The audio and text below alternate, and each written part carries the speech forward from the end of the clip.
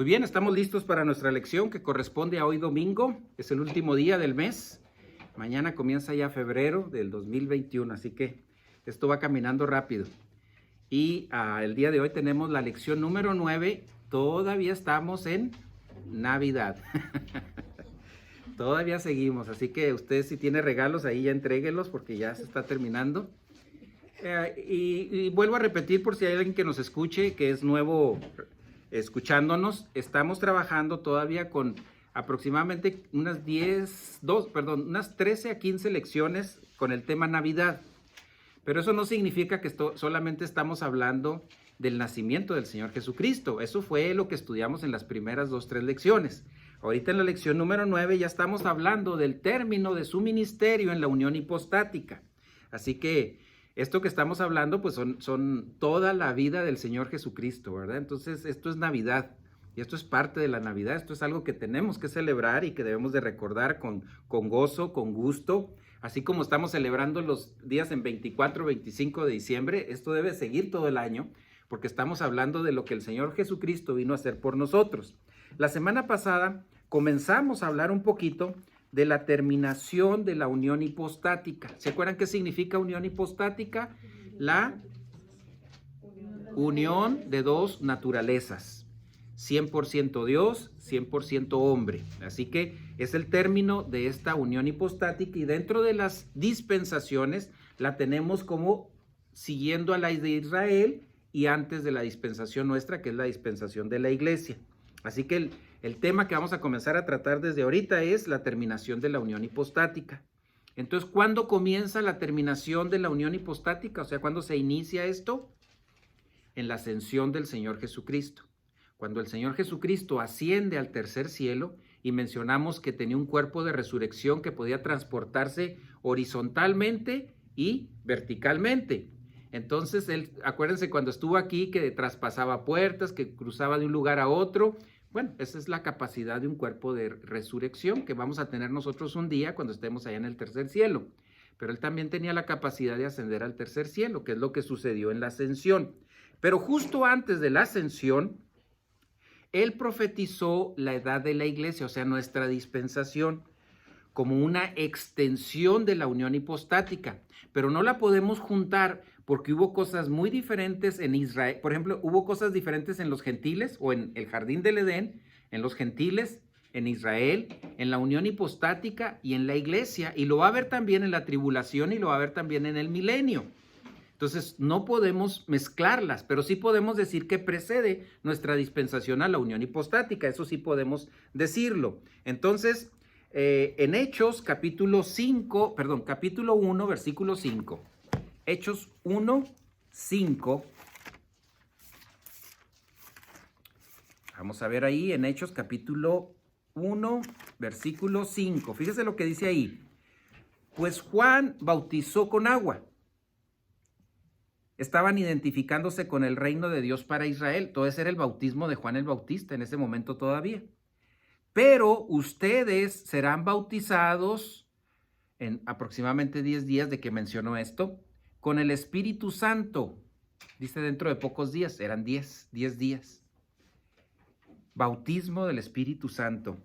Es el medio por el cual nosotros recibimos el poder y la omnipotencia de Dios a nuestra disposición. ¿Sí? A partir del momento en que creemos en Jesucristo como nuestro Salvador, somos bautizados por el Espíritu Santo. ¿Qué significa eso? Somos identificados con Cristo. A partir de ese momento estamos en Cristo. Nuevas criaturas somos. Las cosas viejas pasaron, he aquí todas son hechas nuevas. Eso somos nosotros. A partir de ese momento tenemos el poder, la omnipotencia de Dios a nuestra disposición. ¿Para qué? Para vivir la vida cristiana. Para eso es. No es para hacer cosas sobrenaturales. No es para que hagamos milagros o hacer profecía. No, es para vivir la vida cristiana. Para eso es el Espíritu Santo. Entonces, en el versículo 8, ahí nos ayuda a entender más todavía el concepto que está profetizando en el versículo 5, que dice, pero recibirán poder cuando el Espíritu Santo venga sobre vosotros, y en el original venga adentro de ustedes. Ese es el original. En el original así dice, para que venga adentro de ustedes. Porque si dijéramos sobre, podríamos quedarnos con esas formas que vemos en las fotografías y en las pinturas, con una llamita nada más encima, entonces pues ahí llegó y ahí se quedó. No, viene en nosotros, en nosotros. Ese es el Espíritu Santo. Y luego me serán testigos. ¿Qué significa? Testimonio. Porque nosotros somos testimonio de Dios. No necesariamente tenemos que decir palabras para hacer testimonio. Podemos evangelizar por medio de las buenas noticias. Cree en Jesucristo y serás salvo. Pero también somos testimonio con nuestra forma de ser, con nuestra forma de hablar, con nuestra forma de conducirnos, con la forma en que somos vecinos, con la forma en que somos compañeros de trabajo, con la forma en que somos ciudadanos. Eso también es testimonio. Y me serán testimonio en Jerusalén, en Judea, en Samaria y hasta los confines de la tierra. ¿Qué está diciendo aquí? Donde sea. Ustedes estando ahí van a ser importantes en cuanto a cómo comunicar la palabra de Dios. Con su vida o con sus palabras en cuanto a comunicar el evangelio.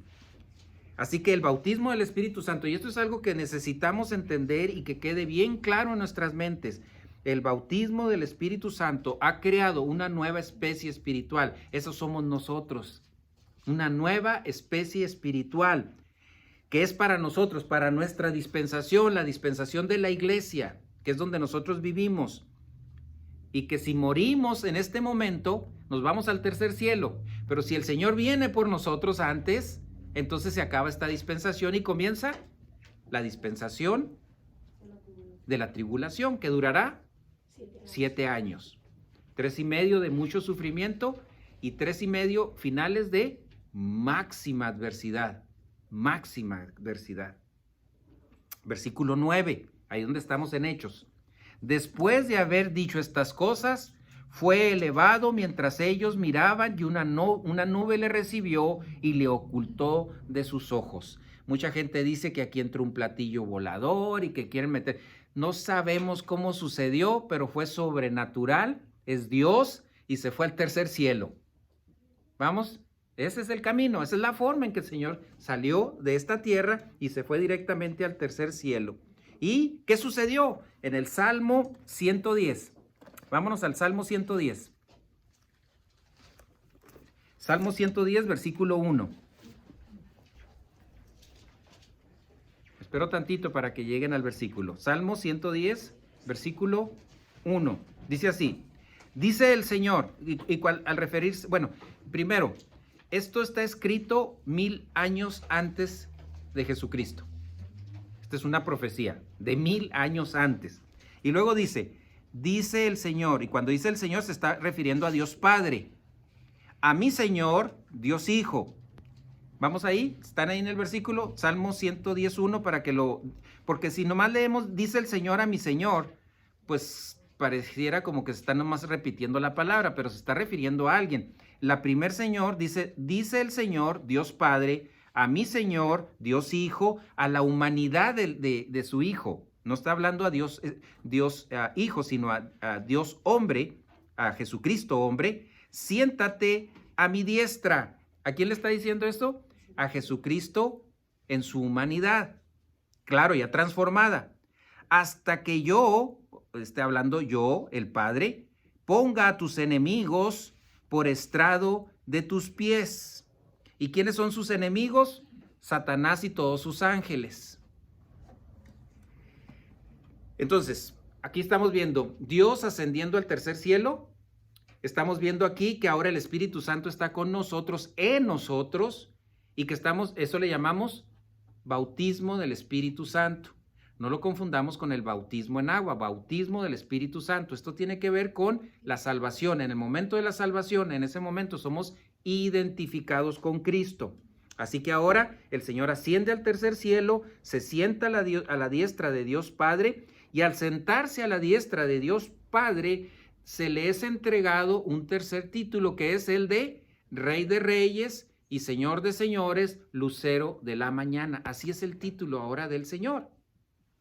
Ahora, al sentarse Dios Hijo a la diestra de Dios Padre, coronado como Rey de Reyes, necesita, ¿qué ahora le hace falta? un pueblo que sea la realeza. Porque en el Antiguo Testamento tenemos la familia de Dios. En el Nuevo Testamento, ahora en la dispensación nuestra, tenemos la familia real. ¿Por qué? Porque Dios ya fue coronado como Rey de Reyes y Señor de Señores. Entonces ahora nosotros somos familia real. Por eso así nos identificamos como familia real. Claro, si usted le dice esto a alguien que no tiene doctrina, pues va a decir que está medio loquito de su cabeza, pero usted sabe a qué se está refiriendo. Usted se está refiriendo, usted es hijo del Rey, el Rey de Reyes, Dios Todopoderoso. Somos sus hijos, somos familia real. Ahora, vámonos a Efesios capítulo 1. Efesios capítulo 1, los versículos 19 y 20.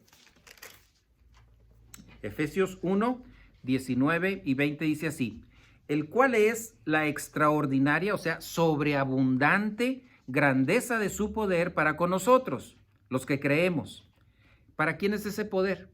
Para los miembros de la familia real, nosotros, los que creemos, conforme a la eficacia o la recepción de la fuerza de su poder.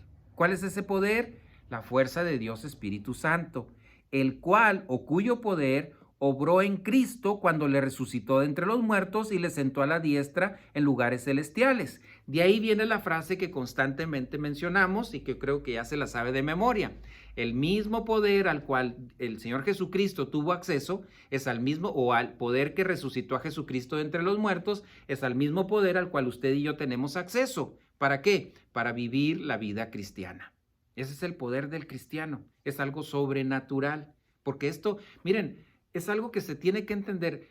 Un no cristiano puede hacer muchas cosas buenas, pero eso no lo salva.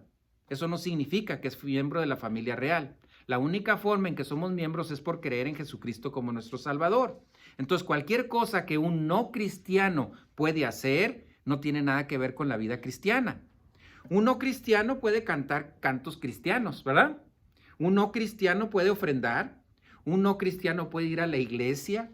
Un no cristiano puede ser una buena persona, moral, respetuosa, con integridad. Pero eso no significa que sea salvo, porque no somos salvos por las obras que hacemos, sino por haber creído en Jesucristo como nuestro Salvador. Entonces, esto es importante que, yo sé que muchas de estas cosas usted ya las conoce, pero es importante que estén ahí bien inculcadas para que usted tenga la seguridad. Eso le llamamos seguridad de quién soy para Dios. Eso es autoestimación espiritual, no humana, ¿eh? Esa de autoestimación humana es otra cosa. Autoestimación espiritual es saber quiénes somos para Dios, qué es Dios para nosotros. En Hebreos capítulo 10, ahora nos vamos a otra carta. Hebreos capítulo 10, versículo 12. Hebreos 10, 12. Dice así: pero él, habiendo ofrecido un solo sacrificio por los pecados para siempre, se sentó a la diestra de Dios. Cuando decimos él, estamos hablando del Señor Jesucristo. 100% Dios, 100% hombre. Entonces, regresando al bautismo del Espíritu Santo, para que esto nos quede bien claro, porque a lo mejor nos vamos a tardar mucho en volver a tocar este tema, pero sí que quede bien claro en esta tarde. El bautismo del Espíritu Santo es la mecánica para que se provea la familia real. Después de él sentarse a la diestra de Dios Padre, ahora necesitaba una familia real. Y esto se comienza con el bautismo del Espíritu Santo para acompañar la victoria estratégica del Señor Jesucristo. Ahora nosotros vamos a tratar de vivir la vida diaria para lograr la victoria táctica, día tras día. Pero ya tenemos todas las herramientas que Él proveyó para que nosotros funcionemos en esto.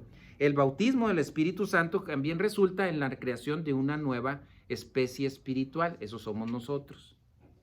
Nuevas criaturas somos.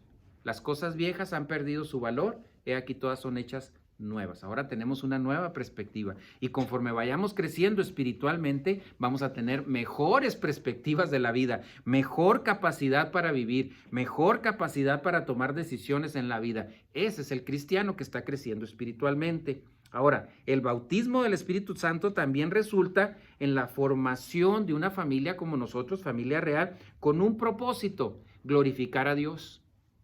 Glorificar a Dios día tras día. ¿Cómo glorificamos a Dios? Viviendo en la esfera de poder divino. ¿Cuál es la esfera de poder divino? La llenura del Espíritu Santo. ¿Cómo nos mantenemos ahí? confesando nuestro pecado. Primera de Juan 1:9, si confesamos, que es la palabra homologeo, que significa mencionar, enumerar, decir nuestros pecados, Él es fiel y justo para perdonarnos. No caiga en esa posición que a veces sucede en el cristiano, que se conforma ya, o sea, como que es normal esto, ¿verdad? Como que es, pues pecamos, ya soy salvo, yo voy al tercer cielo. No, manténgase en la posición que Dios desea, que es dentro de la esfera de poder divino. Confiese su pecado y avance, confiese su pecado. Olvídelo, ¿se acuerdan esas frases que utilizamos para entender cuando confesamos un pecado? Ya, lo confiesa, olvídelo, tírelo y avance. Ese es el confesar pecado.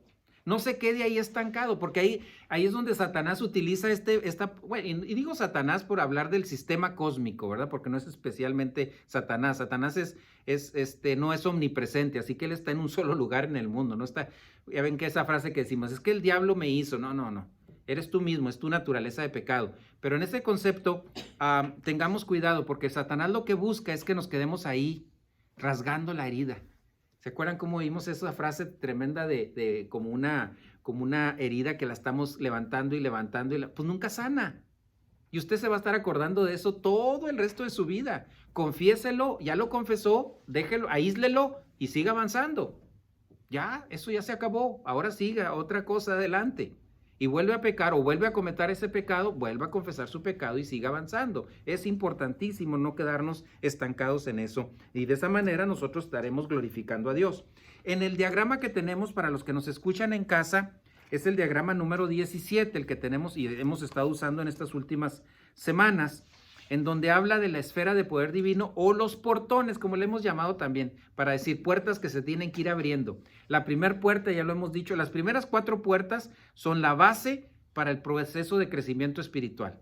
La puerta número 1, ahí la tienen ustedes, que es el portón número 1, el portón de poder, llenura del Espíritu Santo. Confiesa tu pecado y sigue avanzando, y sigue avanzando. Y el número 2, porque vas a entrar a la puerta número 2, que es el modo de vida cristiano básico. ¿Cómo es el modo de vida básico de un cristiano? Estar sin pecado, porque ya lo confesaste, y buscando el proceso de crecimiento espiritual. Ese es el sistema. Para que puedas pasar al siguiente nivel, donde la humildad va a ser importantísima. ¿Qué significa humildad? Sometimiento a la autoridad en el concepto que estamos tratando.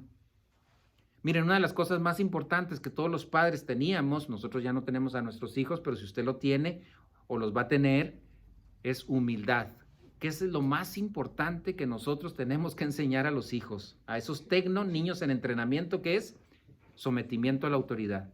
Eso va a ser básico en la vida de cualquier joven.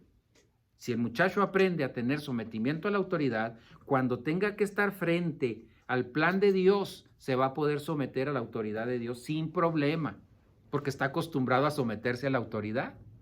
De otra manera va a ser muy difícil. No digo que no sea posible, simplemente digo que va a ser difícil. Y el portón número 4 es el momentum. Y esta es la percepción de la palabra de Dios aplicándola. Escuchas una pequeña porción de la palabra de Dios y tú ya la quieres aplicar. No sabemos mucho de la palabra de Dios, pero eso poquito que sé, lo quiero aplicar. Ese es el momentum, el deseo de aplicar lo que tenemos a la mano. Ese momentum, por ejemplo, si estuvimos hablando de la salvación, que es permanente, que es eterna, y tú dices, wow, esto es fabuloso, yo estoy feliz. ¿Por qué estás feliz? Pues porque soy salvo, así de sencillo, soy salvo y no voy a perder esta salvación porque Dios me lo prometió, es eterna, y por lo tanto el día que yo me muera me voy al tercer cielo directamente.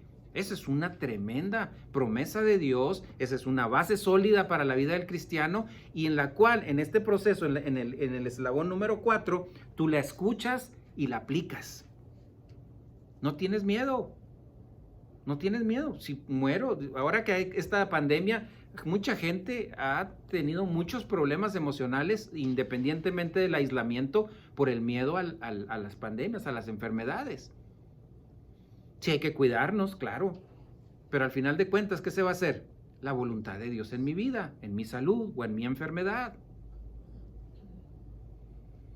Así que victoria táctica, lo que estábamos mencionando hace un momento, significa el conocer todas las bendiciones, todos los beneficios que tengo a mi disposición. Eso es victoria táctica, eso es saber con qué cuento yo. Cuento con una cartera de activos invisibles, ¿se acuerdan qué es eso? Cartera de activos invisibles, todas las bendiciones, todos los beneficios que Dios preparó de antemano. Efesios 1:3 dice, digno de alabanza es el Dios y Padre de nuestro Señor Jesucristo, que nos ha beneficiado con todo beneficio desde los lugares celestiales en Cristo. Es decir, antes de que existiéramos ya estaban los beneficios que usted va a recibir, si tiene capacidad para recibirlos. ¿Qué significa capacidad? Crecimiento espiritual. Mucha gente dice, pero ¿por qué tenemos que tener crecimiento para recibir bendiciones? Miren, hay bendiciones que le llamamos gracia logística, que es tu alimento, tu techo, tu transporte. Esas cosas las tenemos, eso es lo básico. ¿Quieres más cosas? Crece espiritualmente. Con esa capacidad que tú tengas vas a recibir mayores bendiciones. Y no piense en dinero siempre, que sí puede incluirlo dentro de ese programa Dios, pero hay cosas más trascendentales que Dios va a proveer para nosotros en este proceso de crecimiento espiritual, recibiendo todos esos activos increíbles, increíbles para cada uno de nosotros. Créame, nos sorprenderíamos, porque yo me incluyo en eso. No significa que porque estás creciendo poquito ya recibiste todo, no, hay muchas bendiciones en depósito para cada uno de nosotros. Todo esto es cuestión de capacidad para ir recibiéndolas y crecimiento espiritual para poder capacitarnos en ello. Ahora, la precedencia para la edad de la iglesia, precedencia, ¿qué significa? Lo que sucedió antes de que sucediera la iglesia, la dispensación de la iglesia.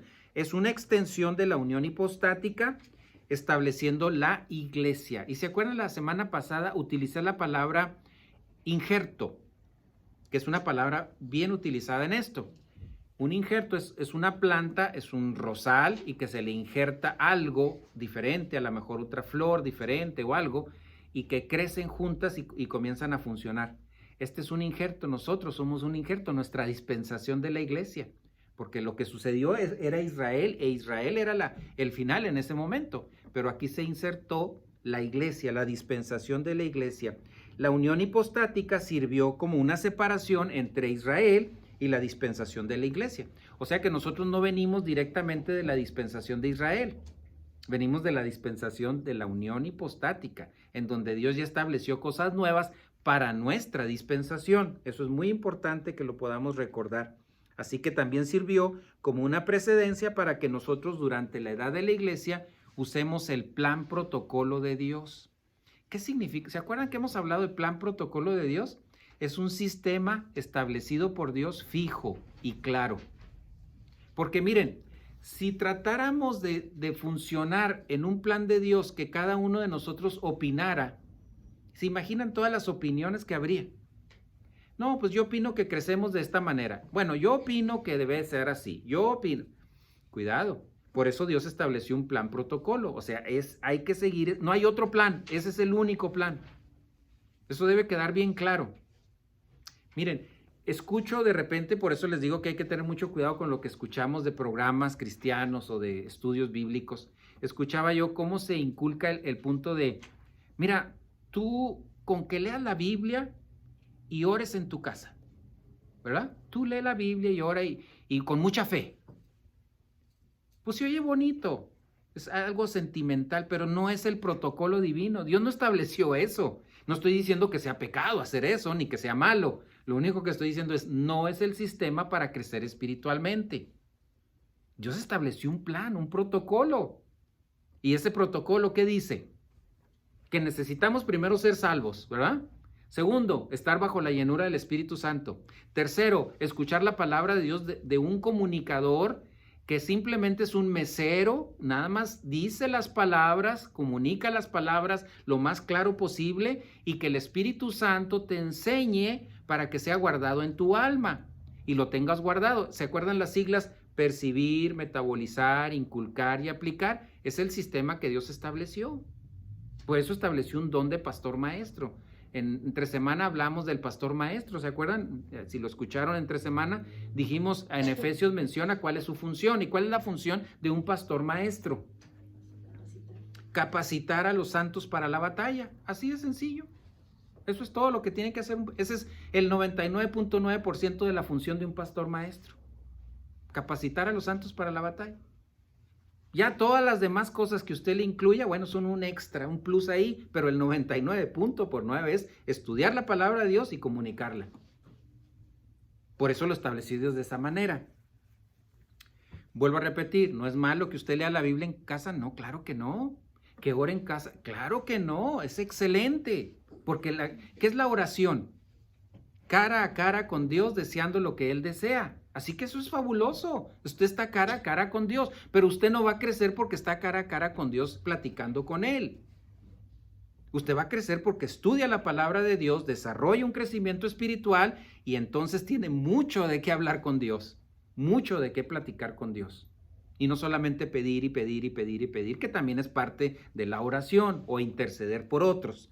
Pero es importante que entendamos el concepto. Dios estableció un plan protocolo para nuestra dispensación muy claro, muy preciso y bien sencillo. No hay forma de equivocarnos en ese sentido. Muchas denominaciones incluyen la ley mosaica como parte de la vida cristiana. Tengamos cuidado con este concepto. Recordemos que la ley mosaica se estableció para todos, cristianos y no cristianos en el Antiguo Testamento. Era la ley, es la ley. Cualquier no cristiano puede cumplir la ley mosaica. ¿Estamos de acuerdo? No robarás. Un no cristiano lo puede hacer.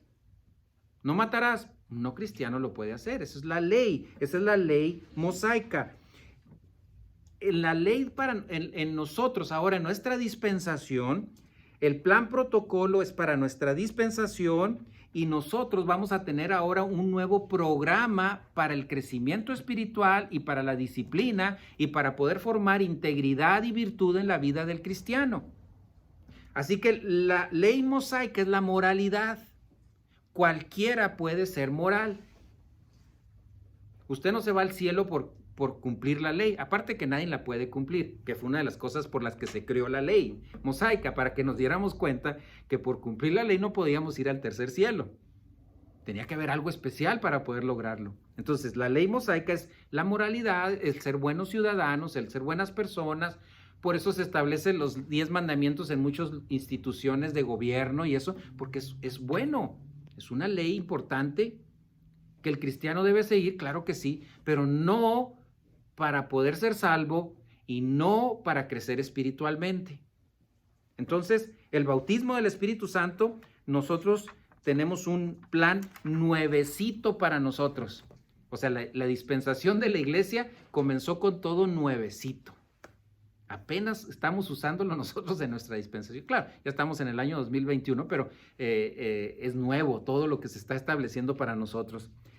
Si nosotros estudiamos las cartas que están escritas para los romanos y para los gálatas, vemos que el modo de vida cristiano no incluye la ley mosaica. ¿Ok? Vuelvo a repetir, no es mala la ley mosaica, simplemente es la ley para cumplirse. Como nosotros tenemos una constitución aquí en los Estados Unidos para cumplirse. No porque usted cumpla la constitución, usted es salvo. No porque cumplamos la ley mosaica somos salvos por creer en Jesucristo como nuestro Salvador. Pero en el Nuevo Testamento, en Romanos y en Gálatas, ya no encontramos que la ley mosaica sea incluida. Estas cartas rechazan 2 doctrinas falsas. Ahí se las puse en sus hojitas para que las vean. Número 1, salvación a través de guardar la ley mosaica. Estoy diciendo doctrinas falsas. Salvación a través de guardar la ley mosaica, falso. No somos salvos por ello. Número 2, la espiritualidad a través de guardar la ley mosaica es falso. Eso se le llama moralidad. Y hay gente que es muy moral y no es cristiana. Hay gente muy buenas personas y no son cristianos. Por eso moralidad no tiene que ver con salvación. Por eso decimos que hay no creyentes que son morales. El bautismo del Espíritu Santo nunca ocurrió en el Antiguo Testamento. Es decir, en el Antiguo Testamento no había una nueva especie espiritual. Era la familia de Dios, que cuando se murió, ¿a dónde se fue? A la Hades. Y cuando el Señor Jesucristo ascendió al tercer cielo, se llevó en la inauguración a todos los cristianos del Antiguo Testamento al tercer cielo. Las características de la edad nuestra, de nuestra dispensación, de la edad de la iglesia, le llamamos o se identifican por la palabra de Dios como doctrinas misterio. ¿Se acuerdan que hemos usado ese término? Mysterium, dice en el original, que significa misterio. Es decir, para todos los gentiles, Israel y parte de la unión hipostática, esta doctrina era misterio, desconocida. No sabía nada de esto, hasta que está escrito ahora el Nuevo Testamento, en donde se revela la doctrina misterio. En todas las cartas del Nuevo Testamento vemos la revelación de la doctrina misterio. ¿Revelada para quién? Para nosotros. Imagínense todos los privilegios que estamos teniendo. Yo siempre digo la frase de un pastor, la tomo de él, que decía: Moisés se hubiera cortado una mano con tal de estar en nuestra dispensación, ¿no? Lo dice de una forma expresiva, no es para decir: qué gusto si ellos hubieran sabido de lo que sucedería en la edad de la iglesia, el gusto de estar en esta dispensación. Y nosotros que estamos en esta dispensación desaprovechamos todos los recursos que Dios está proveyendo. Esto es incongruente, ¿verdad? Pero bueno, así es esto. ¿Quiénes lo están utilizando? Pues nada más los que son positivos. Y tristemente, pocos positivos dentro de la familia cristiana existen. Tristemente. Mucha gente salva, claro que sí.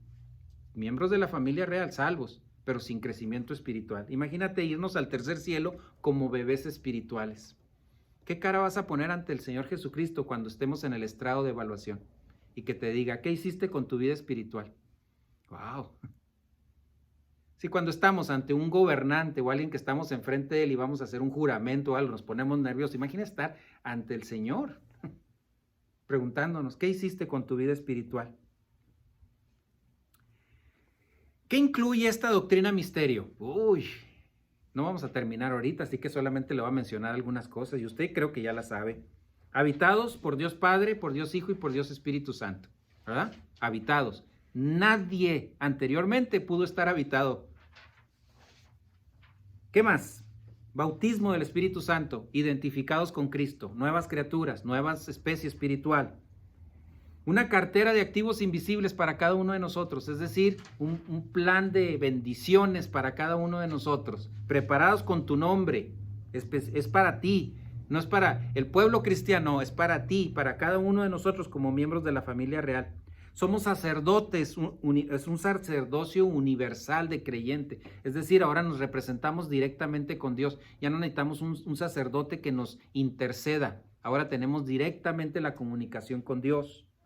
Ahora tenemos una embajada, somos embajadores. Dice 2 Corintios, somos embajadores en el nombre de Cristo. Os rogamos en el nombre de Cristo, reconcíliense con Dios. Somos embajadores, somos representantes de Dios aquí en la tierra. También tenemos la misma oportunidad y el mismo privilegio de crecer espiritualmente. ¿Oyó eso? Si usted no está creciendo, alguien que nos escucha en casa no está creciendo, es porque usted no quiere crecer espiritualmente. Punto. Y se respeta. Pero todos tenemos la misma oportunidad y el privilegio. Aquí no hay con que yo tengo más capacidad o yo tengo una mentalidad, una inteligencia. No, en esto, en lo espiritual, todos tenemos la misma oportunidad y el mismo privilegio. Esa es una bendición. Decía un pastor, una frase que él decía y que tiene razón. Dice, si tú estás un nivel arriba de un retraso mental, tú ya tienes capacidad para crecer espiritualmente. ¿Qué significa eso? Todos tenemos la misma oportunidad y el mismo privilegio de avanzar a la madurez. Nada de lo que acabo de mencionar lo tuvieron en la dispensación de Israel. Es para nosotros nada más esto. Así que la muerte del Señor Jesucristo, la muerte espiritual, sustitucionaria por nosotros, es la base para que nosotros podamos operar a partir de ese momento que Él llevó a cabo el plan protocolo de Dios para nuestra dispensación. Hebreos menciona muy claramente que el plan que se llevaba a cabo en la dispensación de Israel era una sombra apuntando a la realidad que sucedería en la unión hipostática y era un misterio lo que sucedería posteriormente. Qué interesante cómo lo maneja, pues la palabra, es Dios directamente, ¿verdad? Hablando por medio de su palabra.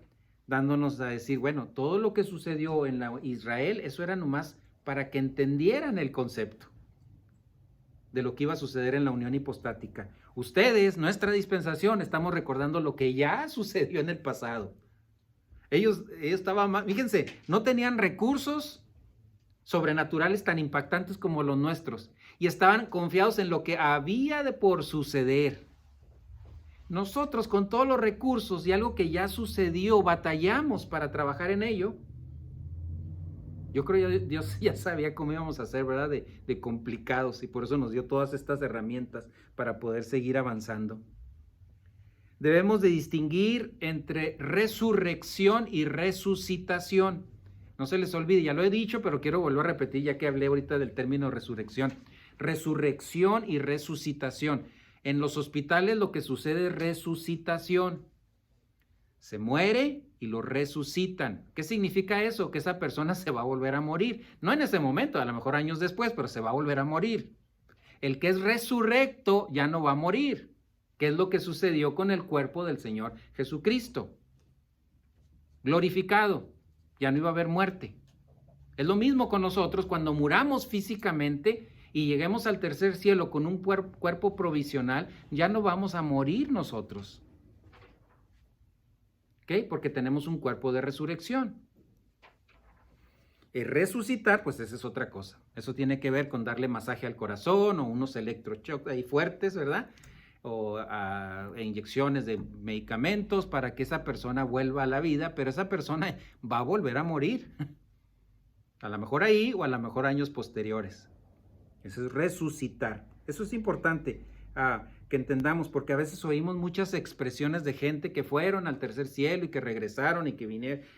Cuidado, tengamos cuidado con eso. Mientras que esa persona es resucitada, estuvo aquí, ¿verdad? Y no se ha ido a ningún otro lado.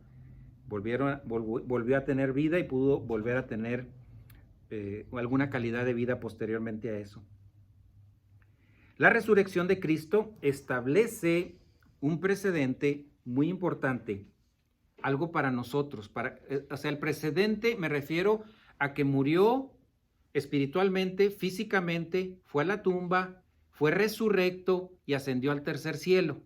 Ese es un precedente para las siguientes generaciones. ¿Cuáles son estas? Ahí les puse, no sé si se las apunté, 3 puntos. ¿Sí los tienen? Sí, 3, qué bueno. La primera, familia real de Dios en el arrebatamiento. Es el primer precedente. ¿Qué va a suceder con nosotros cuando el Señor venga por nosotros? Seremos arrebatados. Los muertos en Cristo resucitarán primero, luego nosotros los que hayamos quedado seremos arrebatados juntamente con Él en las nubes. No va a venir a la tierra el Señor, va a ser un arrebatamiento, por eso se le llama arrebatamiento o rapto. Ese es el primer precedente. Número 2, los creyentes del Antiguo Testamento y mártires de la tribulación en el segundo adviento. ¿Qué significa eso? Cuando venga el Señor a la tierra, ¿cuándo va a ser? El milenio. ¿Con quién va a venir? ¿Con nosotros? ¿Con los del Antiguo Testamento? Y los mártires que llegaron a poder creer en Jesucristo como su Salvador durante la tribulación. La palabra de Dios dice que va a ser bien difícil para que ellos puedan llegar a ese punto, pero va a haber. Tanto así que va a haber un grupo de cristianos, judíos, ¿cuánto? 144,000 ¿qué van a hacer ellos? Evangelizar el mundo. Muchos van a creer, muchos no. A eso se está refiriendo también aquí. ¿Cuándo van ellos a tener esta resurrección en un cuerpo glorificado? Cuando vengan al milenio, porque están en el tercer cielo, con un cuerpo glorificado para habitar durante 1000 años. Y luego, finalmente, creyentes mileniales al final del milenio. Todos los creyentes del milenio, porque va a haber oportunidad todavía para mucha gente, ¿verdad? En la tribulación difícil, sí, y en el milenio también. Por lo tanto, todos ellos van a ser, esto que estoy mencionando es para que nos demos cuenta que va a haber un cuerpo nuevo para cada uno de nosotros en su momento. Cuando muramos físicamente, que nos vayamos al tercer cielo, o que el Señor venga por nosotros, y esto no ha sucedido todavía. Para los creyentes de la tribulación, porque muchos van a morir en Cristo en ese momento de la tribulación, y algunos que crean todavía durante la fase del milenio. Entonces, esto que hizo el Señor Jesucristo, que Él vivió en carne propia, en su humanidad, su resurrección, establece el precedente para todos estos acontecimientos que van a suceder. Entonces, para hacer una síntesis, porque ya se nos acabó el tiempo, el poder de la edad de la iglesia, ¿de dónde viene? De la resurrección del Señor Jesucristo. En ese momento, la omnipotencia, y esto lo vimos la semana, creo, pasada o antepasada aquí, a ver si usted se acuerda, la omnipotencia de Dios Padre restaura, es la palabra correcta, el espíritu humano del Señor Jesucristo al cuerpo que estaba ahí. Y la omnipotencia de Dios Espíritu Santo restaura el alma que estaba ¿dónde? En el Hades. ¿Y el Espíritu dónde estaba? Allá con el Señor, en el tercer cielo. Los restaura Dios Padre y Dios Espíritu Santo al cuerpo del Señor Jesucristo, que estaba en la tumba, ahora con un cuerpo glorificado. Así que el poder que levantó a Jesucristo de los muertos es el mismo poder que usted y yo tenemos acceso para vivir la vida cristiana. Eso debe, cuando comience, yo sé que en muchos de ustedes ya está cayendo esto ahí, como decimos vulgarmente, el 20, es el poder de Jesucristo en mi vida para vivir la vida cristiana. Eso no significa que vas a ser alguien diferente en cuanto a más bueno o más, no, es un hombre, una mujer, miembro de la familia real, que lo único que desea es hacer la voluntad de Dios mientras que esté aquí en la tierra. Y habrá muchas cosas en las cuales usted va a tener que trabajar, como su familia, sus hijos, su trabajo, su pensión, infinidad de cosas. Pero la prioridad número uno debe ser Dios en su vida. Ese es el número uno, ese es el número uno del cristiano. Cristo, Dios en mi vida sobre todas las cosas. Hacer las cosas a la manera de Dios, y ese es el protocolo divino. Y termino leyendo un versículo que vimos ahorita, que es Efesios, porque yo creo que esa es la síntesis de todo lo que hablábamos en estos minutos, que es Efesios capítulo 1, versículos 19 y 20, que dice así. Bueno, voy a leer desde el versículo 18, porque me gusta lo que dice Pablo ahí. Su oración no es para que todos los hermanos que están enfermos para que se sanen, no. Para que tengan trabajo, los que no tenían trabajo, o para los que le dolía la pierna, pues que ya no le duela. No está orando eso. ¿Qué dice ahí? Mi oración es que los ojos de vuestro corazón, de vuestro entendimiento, sean iluminados, alumbrados, para que sepan cuál es la esperanza. ¿Qué es esperanza? Confianza absoluta de su llamado. ¿Cuáles son las riquezas de la gloria de su herencia en los santos o para los santos? ¿Y cuál es la extraordinaria, sobreabundante grandeza de su poder para con nosotros los que creemos, conforme a la eficacia de la fuerza de su poder o la recepción de su poder? ¿Cuál es ese poder? El Espíritu Santo en nuestra vida, la llenura del Espíritu Santo.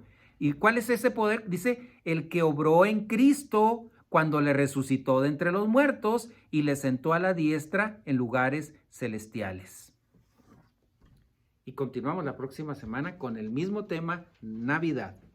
Oremos. Señor, gracias te damos en esta tarde por el privilegio y la oportunidad que nos brindas de darnos cuenta, Señor, de la increíble capacidad que podemos tener, Señor, con tus recursos, pero necesitamos basarnos en ellos. No es nuestro poder, es tu poder que está a nuestra disposición para que podamos vivir la vida cristiana bajo tu plan, bajo tu protocolo. Padre, si tú nos das vida para nuestra próxima lección, pues estar aquí presentes. Ponemos en tus manos a los que están aquí presentes en el templo y también los que nos acompañan desde sus casas. En nombre de Cristo Jesús. Amén. Que pasen buenas tardes a los que nos escuchan en casa. Nuestra próxima lección pues es el martes y el miércoles hablando de Colosenses y Primera de Juan.